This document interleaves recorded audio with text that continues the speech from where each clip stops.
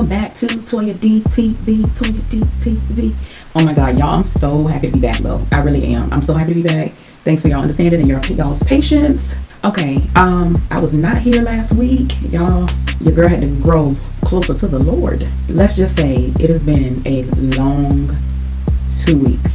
So let's just get all the way into it. From last episode, I did not make a video that week, so I want to know from that particular episode, what did y'all think about Monique's event, like with the girl asking her about Candiace after she said that she's not going to touch on that? Do y'all think that was like a blow? I think it could have been an attempt to like put her on blast. The rest of the episode was whatever, but the only other part that kind of intrigued me a little bit was Karen standing her ground with Candiace. It really did boil down to Candiace and Karen having a conversation, which I love, but the outcome of that conversation made Candiace mad. And I don't understand that. You have a conversation with a person to try to understand. Just because they're not on the same page you're on and they're not doing what you think they should be doing, she's a grown woman who will do what she chooses to do and say what she chooses to say. So when Wendy came downstairs, everything just went downhill at that point because Wendy needed to stay out of it. Do y'all feel like Karen is taking Monique's side more, or is she still staying neutral? But anyway, we are moving on to this episode, which is season 5, episode 14, Hats Off, Shades On. So we start the episode. Candiace is in, I don't know if he's like a voice coach or if he's just doing it just to do it for her, but she is getting her vocal training on. He's trying to get her to do it and keep her head straight. Anyway, that's cute and all. We see Gizelle and Robyn, they're meeting for lunch. And of course, I was like, why are they meeting? Like, okay, what's going on? So they have invited Karen to this meeting with them. But before Karen gets there, Gizelle wants to talk about Karen's marriage. She feels like something deeper is going on because of what Wendy told her. I refuse to believe that Wendy does not know Gizelle's character. I don't care if it's your first year on the show. I don't believe she will be the type of person that would go sign up for a show that she has never seen. And if you have never seen it, you are going to go watch it so that you get these personalities down of who you're going to be dealing with. I think she's doing it on purpose. I'm going to just say that. So she told Gizelle, Karen spilled the tea, that she had to give Ray some of her money to get them out of a tax situation. Karen said she wanted her money back. Well, so she's talking about it with Robyn, and she said that she wanted to discuss it with Karen, but Karen don't ever want to talk about anything. But I find that funny because Gizelle don't want to talk about anything either. So it's like, okay, Gizelle, you just being Gizelle right now, whatever. At the end of the conversation, when Wendy had finished telling Gizelle about what happened while Karen was drunk, Wendy specifically asked Gizelle, are you going to tell Karen what I said? Gizelle said no. We all knew that was a lie anyway, because that's what Gizelle does. Gizelle feels like her and Karen are the ones that's been knowing each other the longest. So if she's really hurting inside, she feel like she should really be able to come to her and talk about it. In my opinion, Gizelle, you are so delusional. She really still thinks she's a friend. Get that. You can't be friends or be true, genuine friends with somebody who pokes you, picks at you, poke fun, throw shade, whatever you want to call it, every chance they get. And you know where you stand when the person starts doing it back to you. Every chance Karen gets, she lights Gizelle up now. Gizelle should know that place is no longer. Karen arrives and she says in her confessionals, you know, when you're meeting up and you're having lunch with the 2 green-eyed bandits, oh, you better be prepared. So she came on red day. I wouldn't even ever had lunch with them, to be honest, but whatever. You know, Karen keeps it cool. She's cordial. Like, Karen ain't trying to judge nobody. Karen ain't, it's whatever. But when Gizelle looked over at Robyn and said, how's your company going? Embezzled. If that was my friend, it would have been a done deal at that point. She knows exactly what she's doing, and it's shady as can be. So while Robyn's sitting there laughing all about it, hey, what is funny about that? Your friend is pretty much, stabbing you in the back right now, in your face. She's stabbing you in the chest because she's in your face and you're laughing while she does it. So Robyn wants to spruce up her website. She wants to get some new people on her website. So she is inviting the girls to model for her, basically. So everybody's down, they're excited. See, this is what I don't like about Gizelle. She always has something negative to say. She goes, well, I know she's using me as a model, but it's okay. I'm down with it. She only owes about $1,200. I mean, that's nothing. And the producer's like, she owes $90,000. And she was like, oh, never mind. Yeah, I'm gonna just be honest. I think the only reason I'm watching this show still is because of Karen. But anyway, the ladies accept the invitation to model the hats. So Karen wants to talk to Robyn and just ask her genuinely, hey, Robyn, I got a message to my phone about a tax situation. Is there any truth to this? Now, see, I love that. She asked her directly. She didn't go ask Gizelle. She asked her directly, like, hey, are you okay? Robyn is like, yeah, I was paying taxes, just not enough, but I can't talk much about it. Okay. Does it sound familiar? Karen lit her up, and I'm glad she did. Because all I can say is karma comes around. That was funny in my opinion, because everybody had something to say when Karen was going through her tax situation and Gizelle out here making shirts to make fun of her and her husband. That is not a friend, never has been. And Karen did let Robyn know that she has really been a supportive friend to her, and she's not going to make light of the situation at all. If she needs her, she's there. And Gizelle's all, oh yeah, that's good. Karen, while we're all being supportive, I kind of want to tell you something that I heard. Well, Wendy told me that when you were drinking, you kind of spilled the beans that you put forth some money to help Ray get out of the tax situation, and you want your money back. So Karen sat there for a minute and like, oh, you mean when we was having a key moment? Okay. Yeah. But me wanting my money back? No. So when Karen said that, the way I interpreted, she was like, I want a return on mine. I interpreted that as being, I soldiered up for my man. I love my man. It worked. We got out of the situation we in. If he decides he would love to pay me back, I will not refuse it.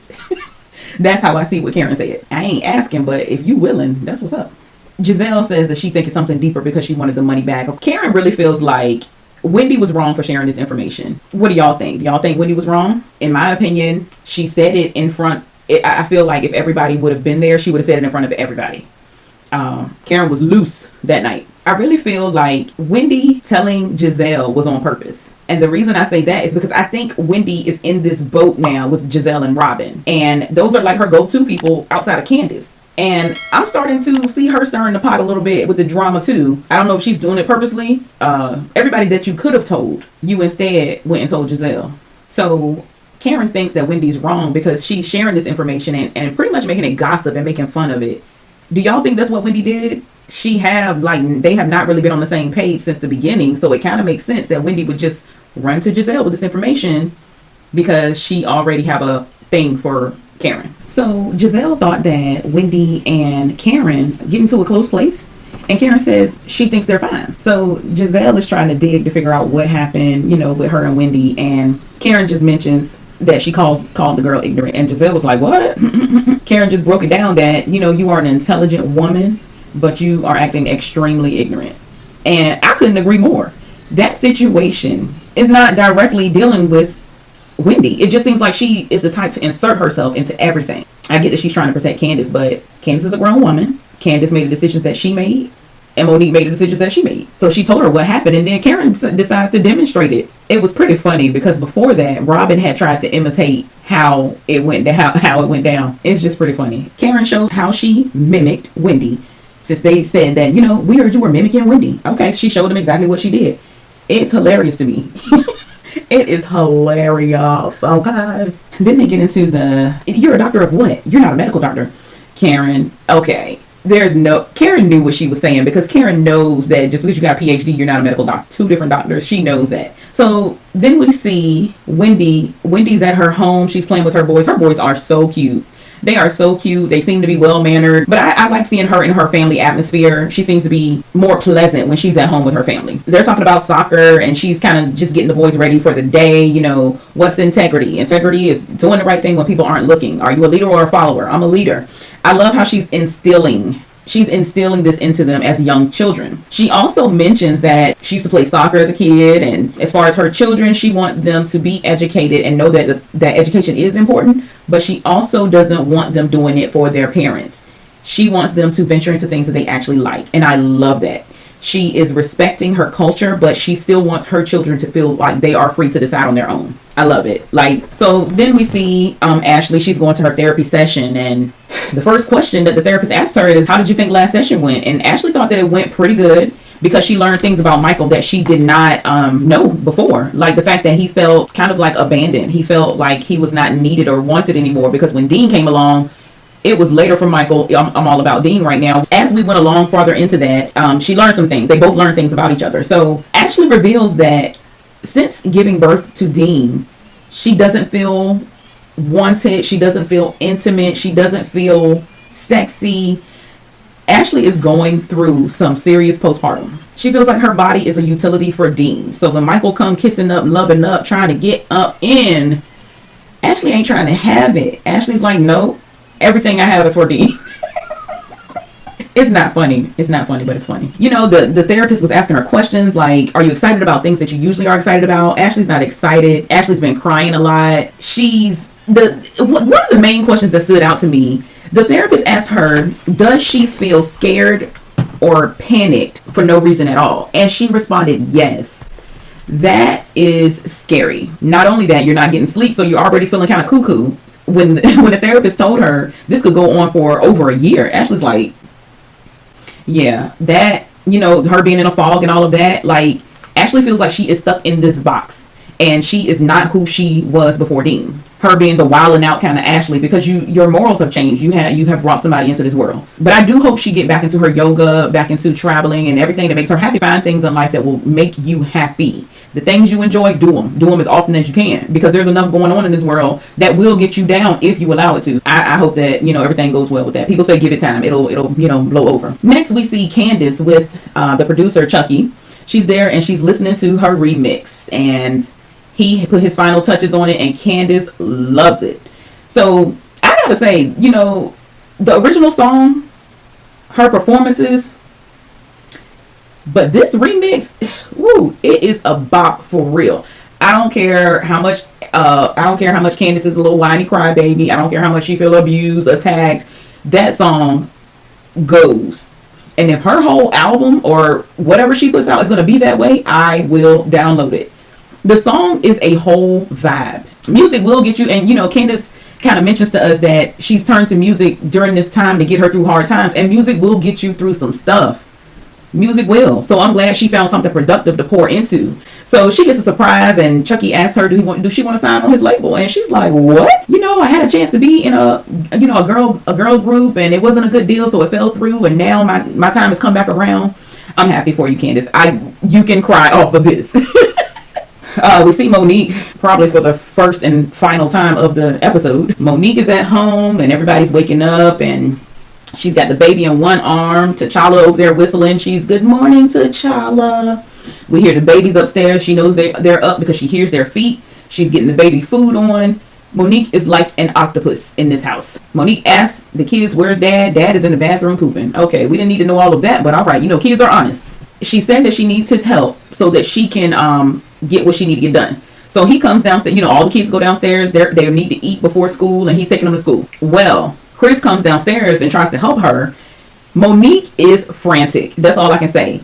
She's frantic because she feels like it's wrong that an incident turned into a legal situation. She's just in a panic and she's jittery. So, and I honestly feel like she's taking it out on Chris. Chris is trying to help her. She's saying, no, you left the dishwasher open. She doesn't need that for lunch. She's eating macaroni and cheese. Already put their drinks over there. What did you need him to do then? Oh, you brushed his hair. So she comes back with a brush, does this, and now he's good.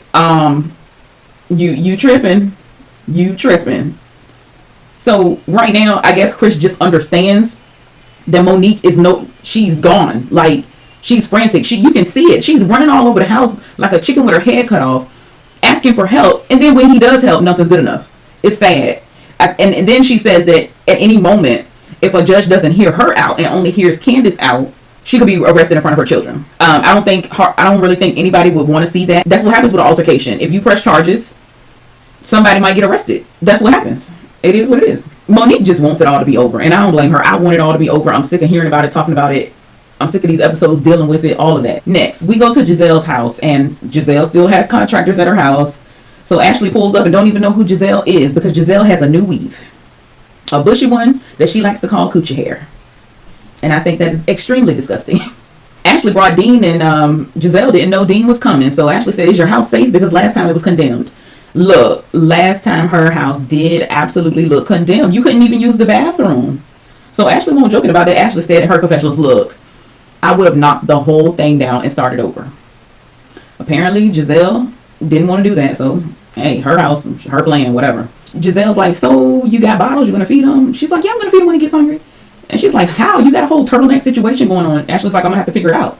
So when that moment does come about, Gizelle acts like she doesn't know a thing about breastfeeding. And she's all, oh, Like, oh my God, oh my God, oh my, she's breastfeeding, she's pulling her boob out in my house. Oh my, grow up, Gizelle. Some of the stuff she do, I just want somebody slap her, somebody.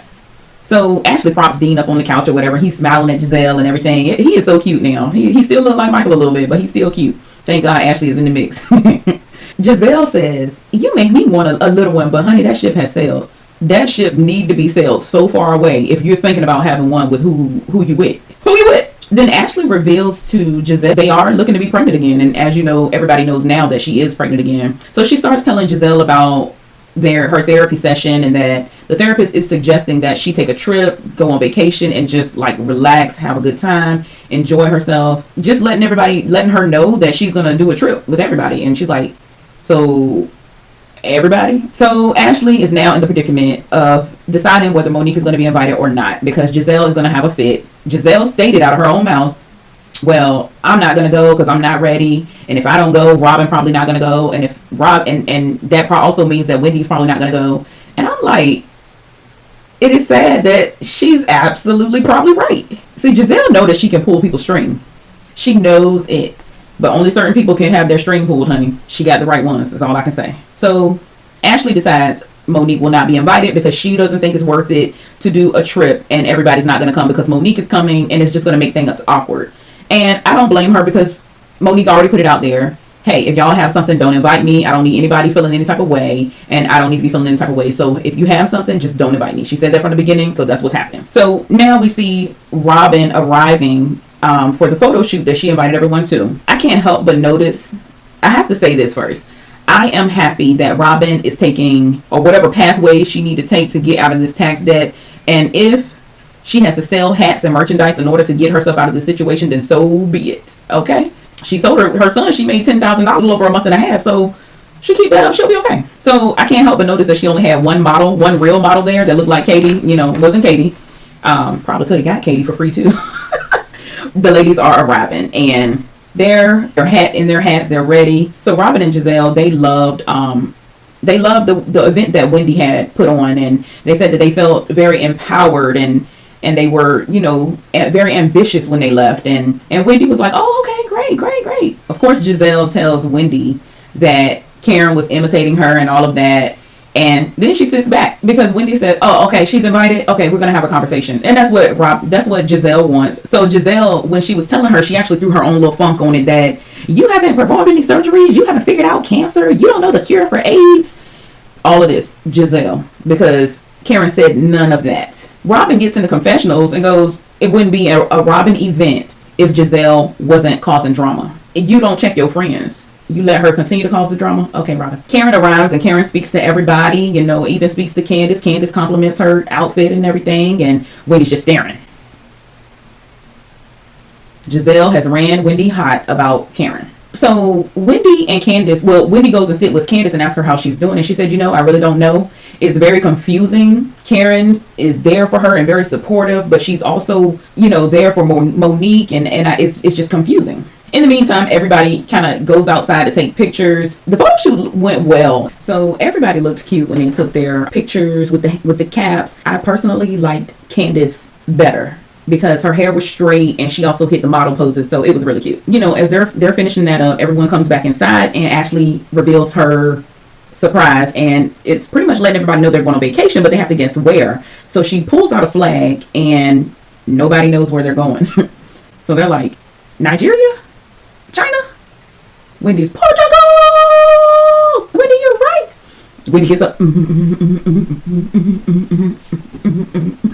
So Wendy guessed because she played soccer and watched soccer, so she guessed Portugal and she was right. After that's revealed, everybody want to know, are you bringing Dean? No, Ashley's not bringing Dean. This is so that she can get herself back together, and they also want to know is Monique coming? No, Monique's not coming. Nobody got to sleep one eye open. It's all good. The moment has come when Wendy feels like, okay, well, since we're going on a trip together, let's clear the air. Karen is weak because she already know. Here we go. Karen is always prepared. That's one thing I love about her. Always prepared. Don't care who it's coming from. She's ready. She's ready. Wendy said something has been bothering me. So she talked to Gizelle, and Gizelle told her that Karen's been mimicking her and downplaying her degree and all this other stuff. And do you know only 2% of the world has a PhD? Most people have MDs, not PhDs. Wendy is like, you say you uplift black women, right? You say you uplift women. You uplift black women, right? Karen's like, yes, I do. Yes, I do. Well, you shouldn't be making fun of it. You should be lifting it up then. I'm sorry, but I feel like in this particular moment, Wendy was seeking approval. I feel like Wendy, y'all, when they gonna have that dinner? When are they gonna sit down and have that luncheon, dinner, whatever it was they were supposed to have? Because you cannot tell me that Wendy did not throw a complete tantrum in the midst of trying to tell this lady what she was told. Threw a complete tantrum because Karen, okay, so she said what she said, and then she started repeating some of the same things. So Karen started to chime in on her part. Wendy won't let her, yes, you did. It don't matter because you said it. You said it. Calm down, Wendy. Calm down. I honestly feel like she is seeking approval from Karen. Why Karen out of everybody, I don't know. But it seemed like it's been that way from the beginning. Because if you met somebody or have bumped into somebody a couple of times, you know their name, they know your name, you've been in the room with them, like socially or whatever the case may be, and they don't speak to you when you get to a new event, they say nice to meet you, you will be like, oh yeah, something wrong with them, and you would keep it moving. But Wendy can't keep it moving. Well, she says she lets nothing slide. Okay, she lets nothing get by. Karen points out everything that's brought to you is brought to you with a funk. Every time there's something going on with us, it's someone else's interpretation of what I said. She knows how important that the power of education is. She comes from a very educated family, and she said, I don't have a degree. Wendy said, not nail one. Hold up. But the way she said that was extremely condescending. And it was looking down upon Karen. And that was a complete turn off to me. Not nail one. Not nail one. Wendy was turned up. And oh my gosh. It was almost embarrassing. But then she was not ready for Karen. Karen said, look, there are many people in this world who succeed without a degree. I am one of those people. God is good. I am blessed to be an entrepreneur, and common sense is a saving grace, and I got it, and it's something you can't buy. Let me tell you, Karen lit her up, because there's so many millionaires out here who do not have a college degree. And like she said, God is good. The power of prayer. The way she said that with hate, not nail one. Like, I am so much better. No, you're not, Wendy. You need to calm down. That actually pissed me off. Karen gets in her confessional and said, I understand Wendy's turning up on me, but you know what? I got laser vision, and it's right there on Gizelle, because I've been knowing her long enough to know that she is behind this. I've been knowing her long enough to know that when she starts twisting my words, something is going on with her and Jamal. And I'm like, I don't really agree with that. I think Gizelle is just this messy Gizelle. It don't matter whether she with Jamal, what's the other dude name, whatever, Sherman. It don't matter who she with. Gizelle is always putting her mouth in somebody else's business and twisting words, and that's what she does. It ain't got nothing to do with her relationship, I don't think. But she said she looking right at Gizelle, and Gizelle sitting there quiet as a mouse, honey, watching all of this pop off. Wendy was like, you were mimicking me. Karen's like, no, I was not mimicking you. Actually, let me show you what I did. You slithered down the stairs. I sauntered. These my eyes. You slithered down the stairs and interjected yourself into the conversation. So Karen gets up and starts showing everybody the way Wendy came down those stairs. I was so weak. Karen